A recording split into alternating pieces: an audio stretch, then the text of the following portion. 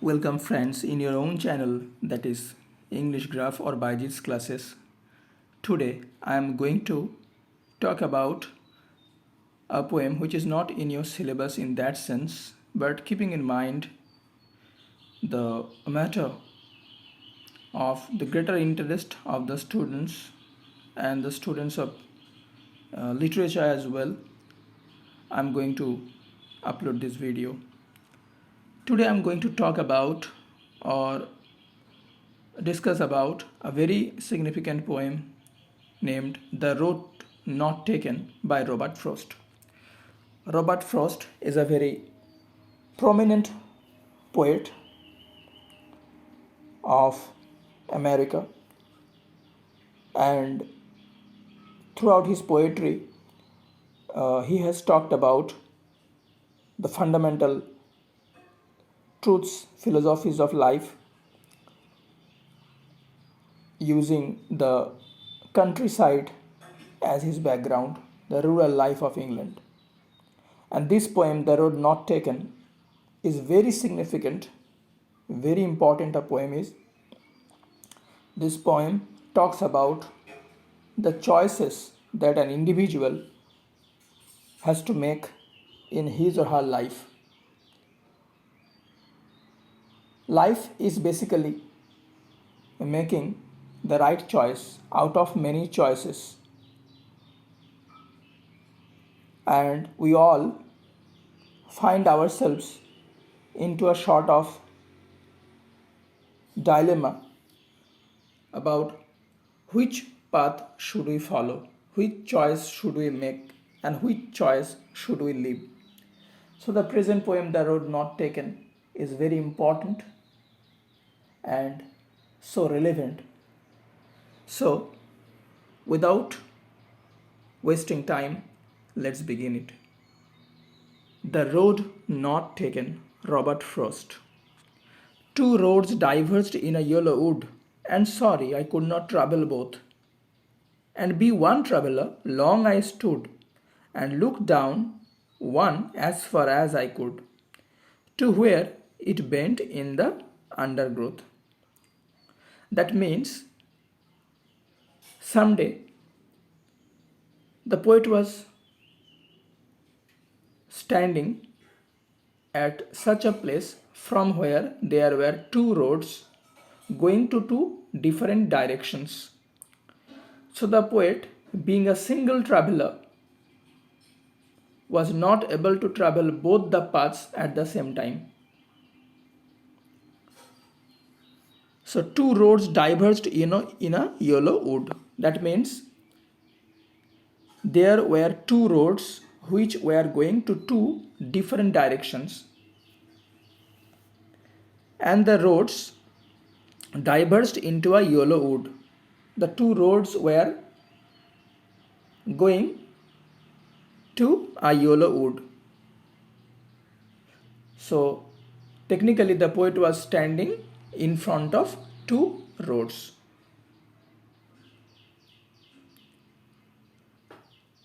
And the roads, both the roads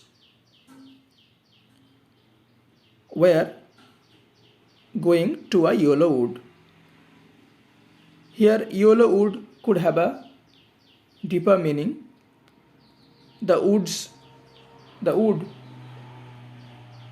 had turned yellow. That means the leaves on the trees had turned yellow. Perhaps it's suggesting the fact that it was the time of autumn.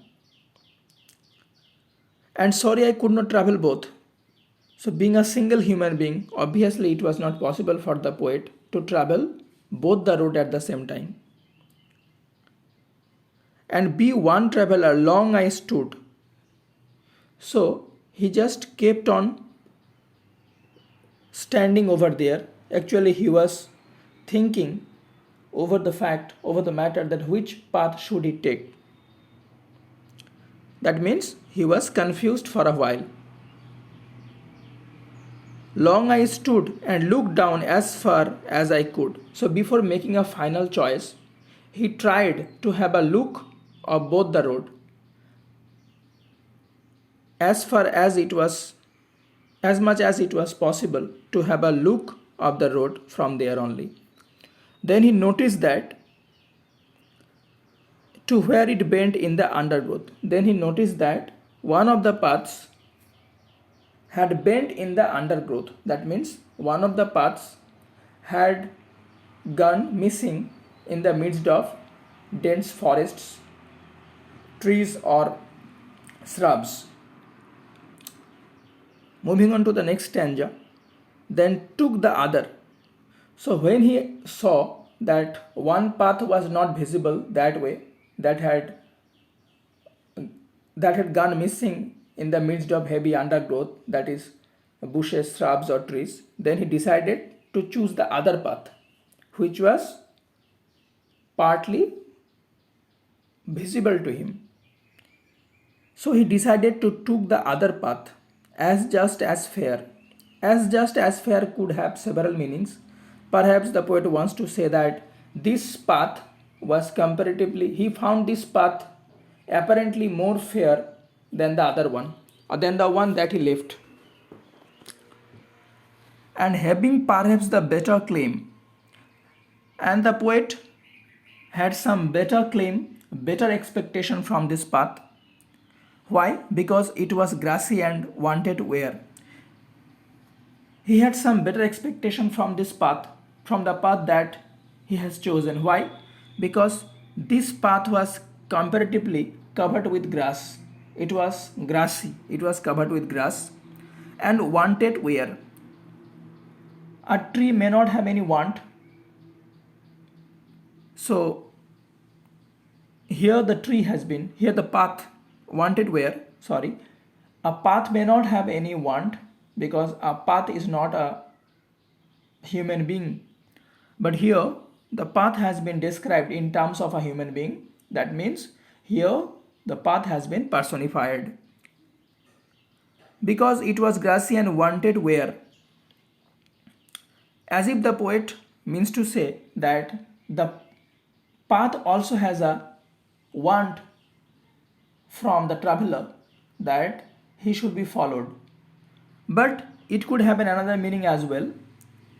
And what I think is, wanted wear means wanted a traveler to follow it, wanted the steps of a travelers. Because in many cases, footwear stands for the shoes and slippers. So wanted wear means, here wear may suggest steps of boots or slippers, or steps of a traveler. That means footprints. Perhaps the path also had a desire that some traveler comes here and walk over it or walk on it. So expectations were there from both the sides. Though as for that the passing there had owned them really about the same. But when the poet started traveling by the path, he soon realized that this road or this path has also been used, traveled by others. Though initially he thought that this road was less traveled by, but soon he realized that this road has also been traveled by others, traveled by some. This road is not an untrodden one. Had owned them really about the same. People generally prefer traveling the paths, prefer doing the works, prefer exploring the world less traveled or untraveled by others. So here also the poet decided to choose the other path which he thought to be less traveled by, but soon he realized that this path has also been traveled by others. So that's the thing. Unless you follow a road, unless you start traveling a path, you can't realize, you don't come to know whether this path has been traveled by others or not. Moving on to the next stanza. And both that morning, now I am at stanza number 3, and both that morning equally lay in leaves, no step had trodden back. So the poet is saying that before he started following the path, he found both the path to be equal. Apparently, he found both the path or both the roads, both the paths or both the roads to be equal. And both that morning equally lay. And in that morning, when he just reached at a junction from where a single road diverted into two roads. So apparently from that place he found both the road to lie equally in front of him. Yes, to lie equally in front of him. In leaves no step had trodden black. But when he started traveling the path in the morning, he understood that in this morning he was the first traveler to travel by this road, because no one before him in this morning has traveled by this path. How did he come to know this? Because the leaves were still lying on the road and the leaves had not been trodden by anybody. Otherwise, the leaves lying on the road had been crushed and turned black. Oh, I kept the first for another day. The poet is saying that today I am traveling by the another path or another road, and I have left the other path to follow another day. That means the poet is saying that today I had two choices, but being a single or solo traveler, I cannot travel both the roads or paths. So I have chosen a single path to move on, and I have kept the another path to follow the other day. As we also say that today I am trying this recipe, this food, and tomorrow I would try the other one. Our expectations are always higher. Our expectations never get saturated. So the poet is also not an exception here. Oh, I kept the first for another day. That means he chose the second one. Yet knowing how way leads on to way, I doubted if I should ever come back.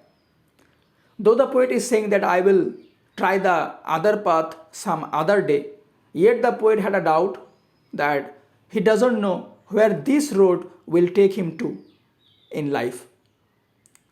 Whether he would be able to come back again at the point from where he once started traveling, and whether he would be able to choose the other path also, because it's life, and in life you have multiple choices in front of you, and once you make a choice leaving other choices, you not always know whether you would be able to come back and travel the path or make a choice that you left earlier. So that's the thing.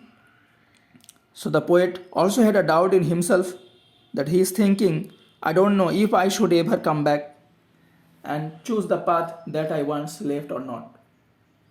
As I was just telling you that the poem is very significant, it talks about life parallelly, because life is all about making choices. So the choice that you make decides your future, shapes your future. And being a single human being and having a single human life, you can't travel both the roads. You can't taste all the choices. You can't receive or accept all the choices. You have multiple choices in front of you, and out of many choices, you have to opt only one choice. So somewhere the poet is regretting the fact that he had a single life and he is a single human being. That's why he can't travel both the roads, as we also can't travel all the roads at the same time, can't execute all the choices at the same time. Let me give you an example here. Suppose you are a student of class 10th, or think of the days of your class 10th or secondary examination. After covering which one, or after passing out which exam, you had three roads in front of you. You could go ahead with either by science stream or the arts stream or the commerce stream. Suppose you had keen interest in geography and history, and you had keen interest in science subjects too, but it was not possible for you to travel on both the paths together. So though you had a keen interest in history or geography,